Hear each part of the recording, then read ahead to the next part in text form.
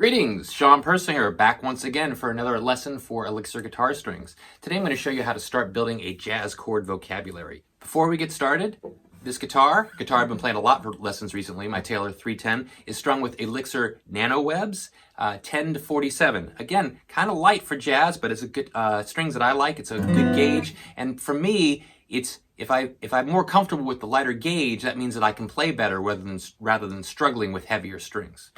All right, let's get to the lesson. All right, first chord, we're taking the C, turning it into a C major 7. Now this is a D minor 7, but it's a little thin in my opinion. So I'm gonna do it up here. That's a B minor shape, moved up to the 5th fret, take off the pinky. E minor 7, I'm doing this E minor, taking my 3rd finger off, adding the pinky, chord John Lennon used a lot. F major 7, that's a relatively easy chord to play. You might want to throw your thumb in. That can be a little tricky for some people.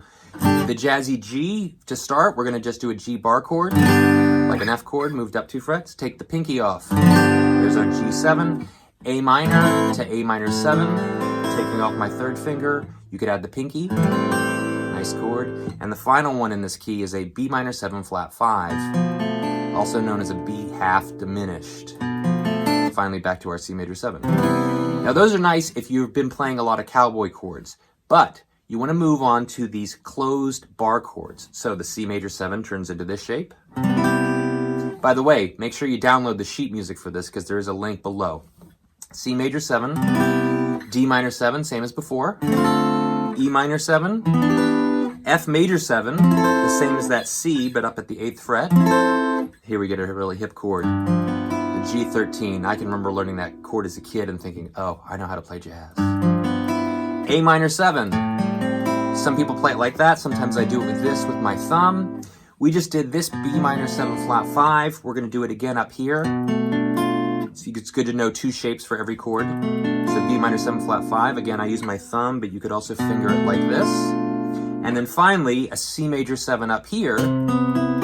That's another voicing. C major 7. C major 7, you could play it down here at F2. So we get all those chords together.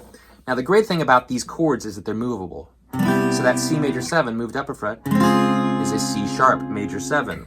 There's an E flat minor 7. Here's a B flat 13. So they can move around, and that's really important.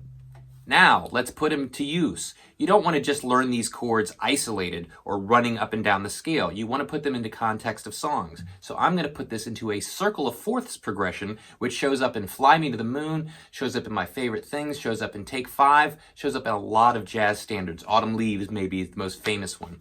So we're going to start on that A minor 7, and I'm going to go through the whole progression using all 7 chords, using a strum called 4 to the bar. So 4 strums, and then I mute. So here we go. 1, 2, 3, 4.